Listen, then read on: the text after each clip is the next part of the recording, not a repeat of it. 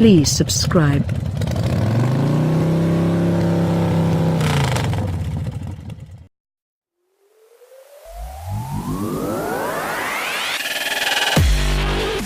The future is here, and it's not lower, not wider, not sleeker, and not faster, and it wears ridiculous taillights.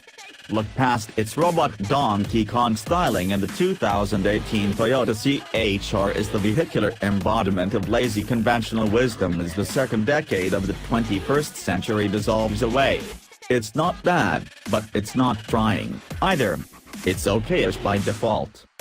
Now that trunks are swiftly being eradicated like smallpox, the Chr is naturally a five-door think like a crossover, except that all pretense of off-road ability, including even optional all-wheel drive, has gone AWOL.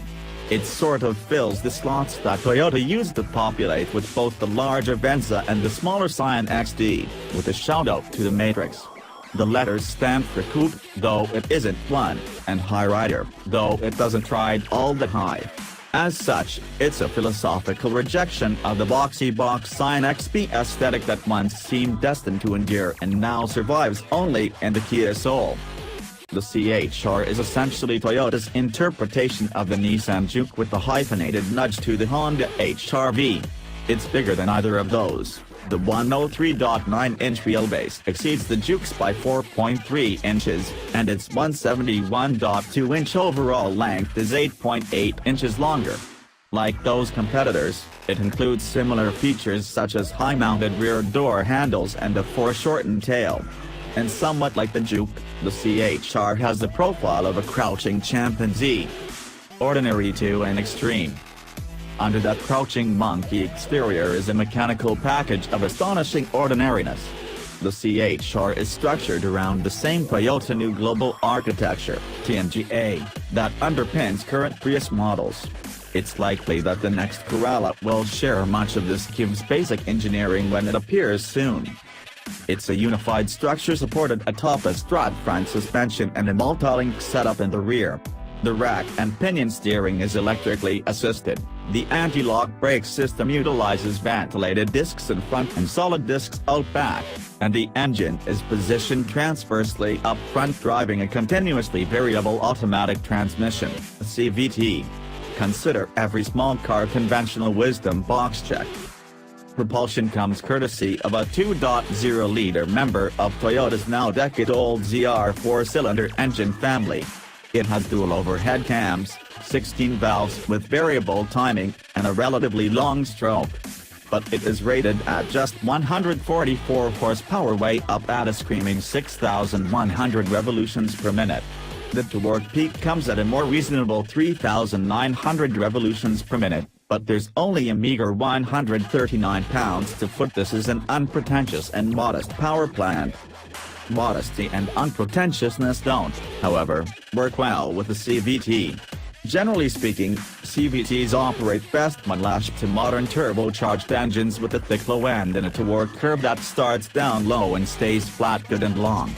For example, the 174 horsepower turbo 1.5-liter inline-4 that Honda installs in the Civic, as an upgrade to a 158 horsepower, 138 pound-to-foot 2.0-liter 4, produces its 162 pounds-to-foot of peak torque at only 1,700 revolutions per minute and sustains it all the way to 5,500 revolutions per minute.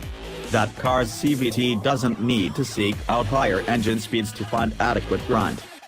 In contrast, the relatively peaky and not very generous torque curve of the Chr's naturally aspirated inline-4 means that the CVT's drive belt desperately hunts for thrust. And that results in a thrumming drone that is most irritating at full throttle.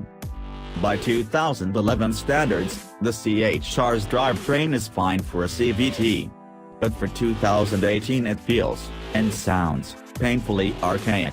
That said, there is a bit of fun to be found using the pre-programmed virtual gears accessed via the transmission lever, but it'd be easier if there were shift paddles behind the steering wheel.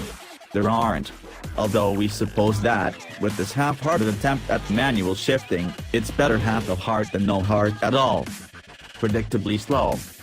A mere 144 horsepower will have a rough go at propelling 3,286 pounds, no matter what the transmission. Throw a brick at the accelerator pedal and the Chr dawdles to 60 miles per hour in 11 seconds flat and completes the quarter mile in 18.4 seconds at 79 miles per hour. That's using the embodiment transmission. It's marginally quicker, a relative term, than is the fully automatic mode. But it's the lack of responsiveness in passing that adds some terror into the mix. It takes the Chr lackadaisical 7.5 seconds to groan from 50 to 70 miles per hour. That's at least a half second slower than any of the 6th Buttes CD compared in 2015. It's a massive 1.8 seconds behind the 146 horsepower Mazda CX-3 Touring that won that competition while also fighting the parasitic drag of an all-wheel drive system.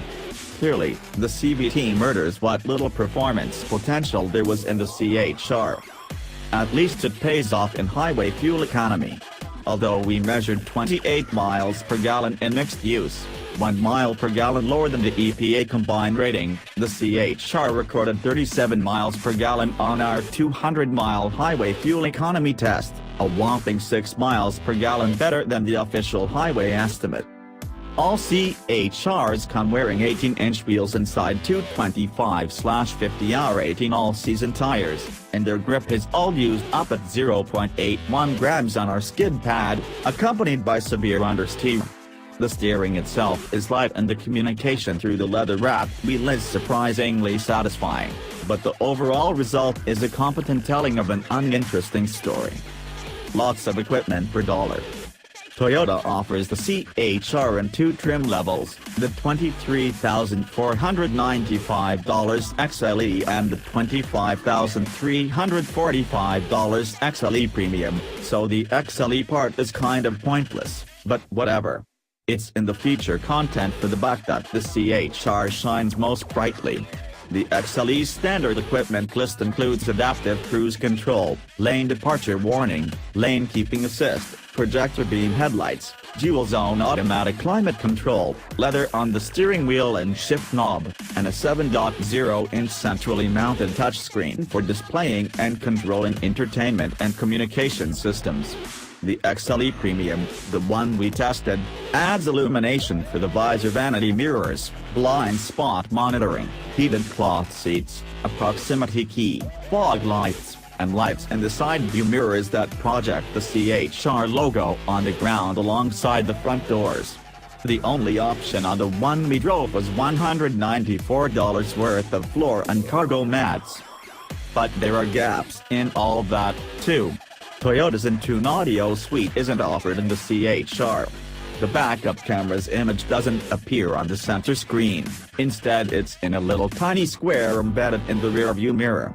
Apple CarPlay and Android Auto also aren't on the non-existent options list.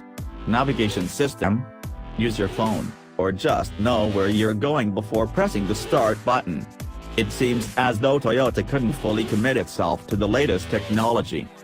The Chr's cabin is sweetly detailed in piano black plastic, but the available space isn't expansive.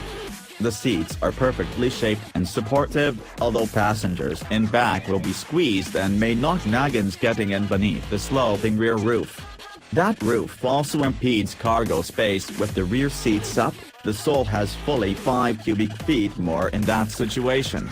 The Chr's luggage volume is on the low end of class norms when the rear seats are folded, 36 cubic feet, too, but they do go down flat. All U.S. market Chrs are assembled at Toyota's plant in Chr, Turkey, and there's no apparent compromise in material or assembly quality. The Chr is a Toyota, and that means, treated right, it might be reasonable to expect it will outlive you and several generations of your descendants. But this is a vehicle that deserves some mechanical engagement to go with its origami bumper covers and trendy countenance. If Coco the gorilla could learn sign language, this ape deserves some tricks of its own.